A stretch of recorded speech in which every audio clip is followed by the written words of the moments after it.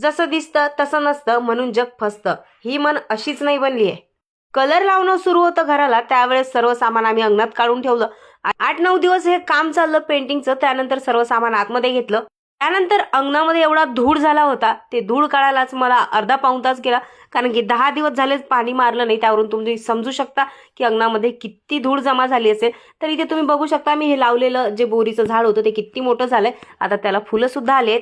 आतमध्ये आलं तर इथे बघितलं की जाऊबाई मस्त मेथीचे पराठे बनवत आहे गरम गरम.